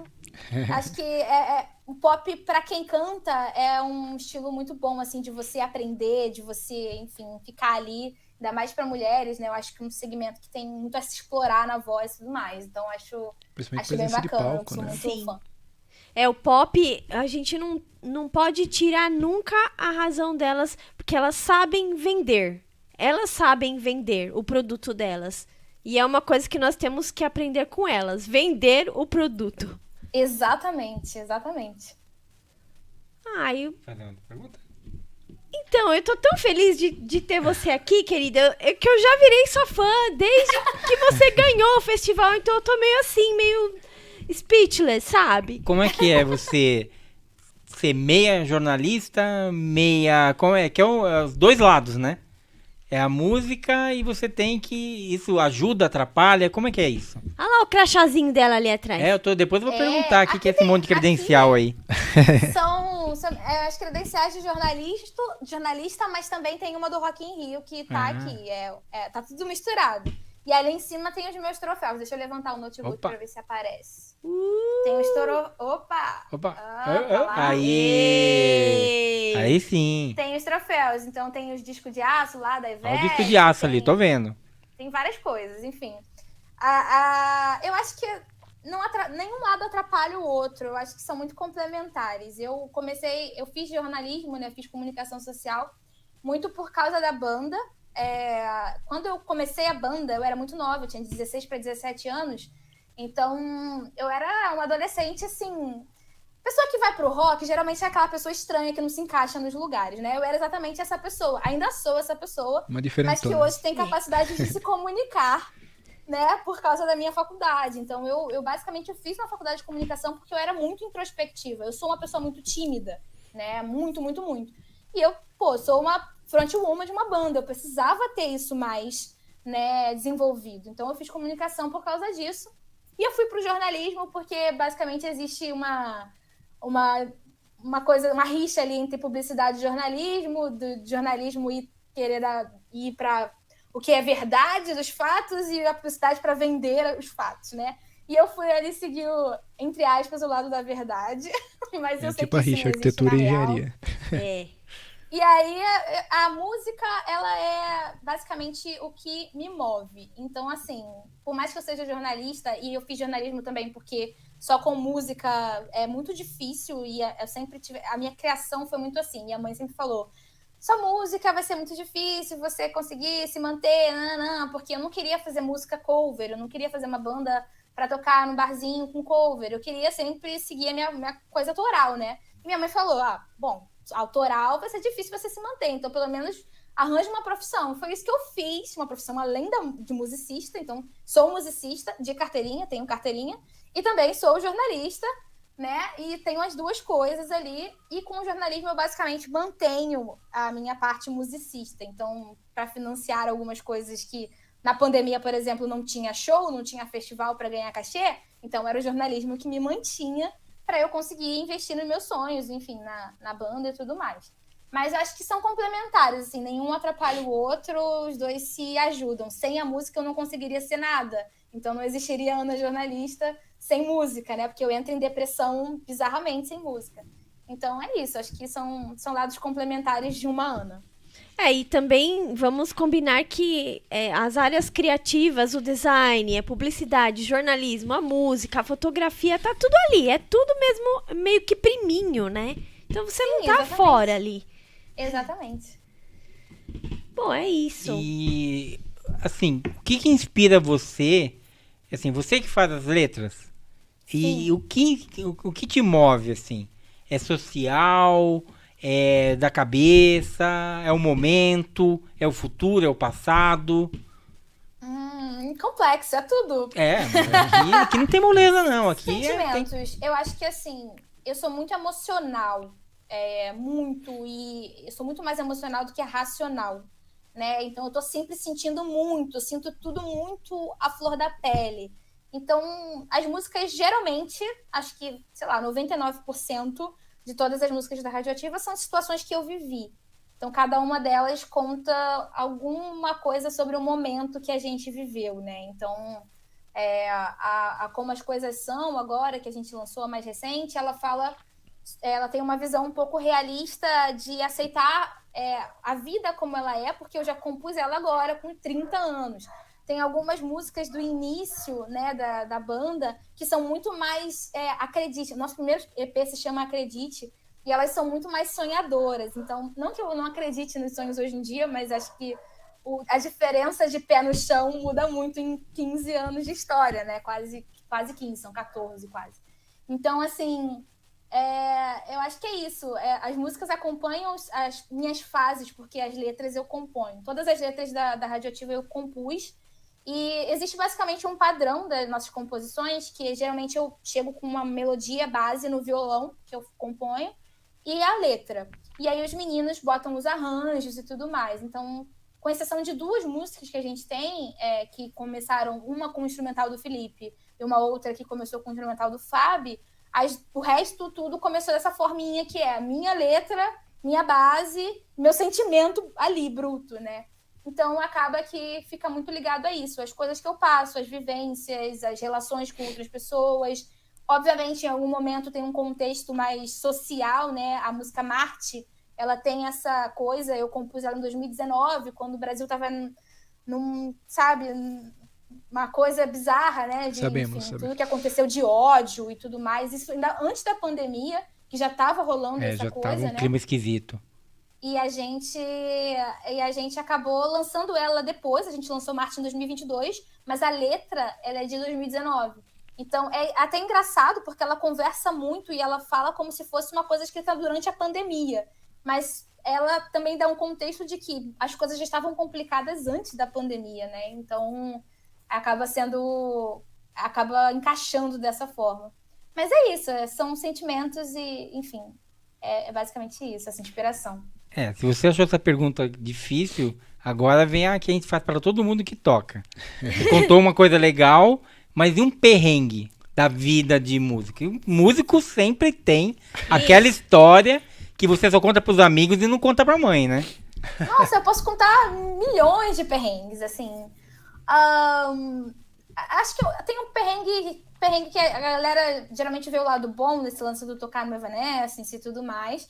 Mas tem um perrengue que eu gosto de contar, que não foram flores, né? Quando a gente tocou lá no Espaço das Américas, a gente não tinha um camarim, a gente não tinha um espaço pra gente. A gente chegou lá, e é engraçado, hoje eu conto rindo, na época eu fiquei um pouco revoltada. A gente chegou lá, a gente veio do Rio, a gente teve que levar todo o nosso backline, né? Então, assim, por mais que a gente tivesse participado de um concurso, ter sido escolhido pela M pra tocar e abrir o show deles numa casa da estrutura do Espaço das Américas, a gente não tinha espaço para trocar de roupa reservado. A gente tinha que usar o banheiro do público ou não usar. E é basicamente isso. E para não dizer que não tinha nada pra gente, no backstage, do lado da subida do palco, tinha uma pilastra com uma folha de ofício escrito Radioativa colado ali. Que basicamente era, o lugar de vocês é aí. Vocês não têm espaço. Cantinho, então, assim, seu cantinho. É perrengue chique, porque a gente tocou nos Espaços das Américas, é perrengue chique, mas é perrengue. Tem gente que não acha que a gente foi, tipo, estrela, né? Vamos lá, vamos tocar, vai ter van pra levar. Nada, a gente alugou um carro, botou todo o equipamento, todo o backline que precisava e foi por nossa conta. Então, assim, tudo do nosso bolso, perrengue mesmo. Então, esse é um dos perrengues, mas tem bilhões de perrengues, é muita coisa. Ana, vou te dar uma dica. Nós meninas, né? Como tem a menina ali na banda, quando acontecer isso de novo e vocês tiverem que viajar, vocês estão viajando muito, levem 2 lençóis. Porque aí você pede pros meninos fazerem a tendinha pra você se trocar. Não, eu tô falando sério, a gente faz isso com produção de moda, que eu sou produtora de moda. E aí a gente tá no meio do mato, fazendo foto pra modelo não ficar nua ali e tal. Você já deixa 2 lençóis muito grandes ali pra viagem. Porque se isso acontecer de novo, você vai lembrar da minha dica. Eu com certeza vou lembrar. Agora eu fiquei até com vontade de comprar uma barraca de acampamento, que acho que eu vou fazer isso, pra me trocar ali Perfeito, adorei a dica. Adorei mesmo. É isso mesmo. E assim, você já tocou em grandes palcos, né? Apesar do perrengue, é como você mesmo diz, um perrengue bom. Mas assim, você se vê tocando em algum palco especial aqui no Brasil ou, vamos extrapolar, fora do país? Nossa, eu A gente tem um sonho, né? Eu me vejo. Nossa, no dia que eu não me vi, no dia que eu não me sonhar mais com essas coisas, me internem. Alguma coisa aconteceu comigo, mas eu sou muito sonhadora, eu me vejo sim. Eu me vejo em um palco principal do Rock in Rio, algum deles, porque a gente tocou num espaço da Gerdau, mas eu me vejo tocando num outro palco. Todo mundo fala do Mundo, mas eu acho o palco Sunset incrível, então eu tenho esse sonho de tocar no Sunset, porque eu acho ele lindo, maravilhoso, aquele palco é muito maravilhoso, enfim. E a proposta dele também, de trazer feats, né, eu acho muito incrível. Então tem Até o nome é chique, né? Uhum. Oi? Até o nome é chique, Sunset. Sunset, eu acho muito legal. Então, eu tenho, obviamente, esse sonho, né? Espero que não demore muito para acontecer. Fora do Brasil, eu tenho também, e até vou dar um spoiler. A gente está pensando em compor algumas coisas em inglês também. Então, porque assim, o rock no Brasil, ele é muito, né, desvalorizado. Tem pouco público, pouco mercado, pouco nicho, né? Ali é bem nichado, na verdade. E a gente pensa que com o nosso estilo talvez seja mais fácil conseguir espaço em outros lugares, né? Então, por exemplo, a gente tem amigos que foram para fora e tocam lá com suas bandas lá fora e moram, né? Tem amigo em Portugal, enfim, que fazem shows e parece muito mais ok. E aí, beleza, isso tocando em inglês, né? No português é meio difícil. Então a gente tem essa ideia de fazer algumas composições em inglês. Já era para ter feito, inclusive, só que apareceu todos esses concursos desse ano, a gente não conseguiu parar e fazer, mas é um plano que está muito na porta. Então, um dos planos para 2023 é, com certeza, lançar algumas músicas em inglês e tentar um mercado um pouco diferente. Então, quando você fala de me vem um palco do exterior, super me vejo em festivais de fora, né? Tem festivais que eu gostaria muito de participar. Então, eu não sei, talvez, quem sabe, daqui a uns 2, 3 anos... Vocês irão. Uma conversa. Vocês estão no caminho certo. Vocês irão. No Coachella, por exemplo? Talvez. Um Lola em outro país também. Rock Leste. Tem um festival que... É que assim, a gente é muito do pop punk, né? E tem um festival agora recente que teve esse ano, que é o When We Were Young, que teve a nata do pop punk lá nos Estados Unidos, e é o festival dos meus sonhos, porque todas as bandas ali eram estilos muito próximos ao nosso estilo. Então, se esse festival rolar mais vezes, a gente gostaria de participar. Enfim, esses festivais por aí, pelo mundo. Tanta coisa, muita coisa. Vai dar tudo certo. A gente torce. E sim, façam letras em inglês. Eu acho que não abandona o português, mas faz tudo. Até o lance que você comentou, que vocês deram bastante atenção para esses festivais que vocês participaram. E pelo menos aqui no Brasil, a grande parte dos festivais, uma das regras, a letra é ser em português, né? Exatamente, por isso que a gente ainda não foi tanto totalmente. Que a banda que eu ganhei o festival aqui no Indaiatuba, a nossa banda era inglesa, a gente não fazia letra em português. A gente fez só para participar do festival. Sim, exatamente. Então... E assim, falando sobre essa parte de composição em si, todo mundo geralmente fala que compor em inglês é mais fácil e compor em português é um pouco mais difícil, principalmente para rock, né, estilos assim. Então, como a gente já andou pelo caminho difícil, né, já há bastante tempo, temos muita música em português, eu acho que agora pra gente acho não que vai ser vocês fica mais fácil. complicado assim. Então a gente tá otimista. Eu estou otimista. Eu tenho músicas em inglês já compostas que a gente ainda não lançou, então acho que vai dar tudo certo. Ah lá, tá vendo? Ah lá. Eu tive uma experiência um pouco com os dois. Essa Golpe Devastador era em português e a Dark Smile era em inglês, então peguei um pouco de cada. Pessoal, Calma aí. Que tá acabando o tempo. Assim, Tá tão bom. A gente gostaria de ficar muito mais tempo, mas a gente vai ter o Talcoiaque, um outro podcast às 21 horas. Então, a gente vai ter que te dizer tchau, mas a gente quer vocês aqui de volta, hein? Uma dica final, uma dica para as bandas que estão ainda tentando espaço? a dica é nunca desista, tenta milhões de vezes. Ah, mas eu fui mais ou menos agora, mas se você não tentar de novo, você não vai ser bom nunca. A gente tentou, a gente tenta e a gente continua tentando e vamos continuar tentando. Então, exatamente. Tentem. A minha banda, a gente ganhou o festival, foi a 4ª vez que a gente tinha participado. Não foi de primeira, assim. Não foi igual vocês que só chegaram aqui. Então, chegaram já ganhando tudo. Falhou. Falhou o som. É isso. Aí? E é isso aí, querida. Muito obrigada. Somos Obrigado seus fãs. mesmo, viu? E a Muito gente obrigada a vocês. manda um beijo pros meninos todos aí. Sucesso pra vocês, viu? E vamos acompanhar a Radioativa agora, viu? Por favor, acompanhem. Já tô seguindo vocês lá. Sigam a banda Radioativa. Radioativa Oficial, gente. Beijo, sua linda. Beijo. Valeu, gente. Tchau, tchau. Obrigada, tchau. E é isso aí, diferentões.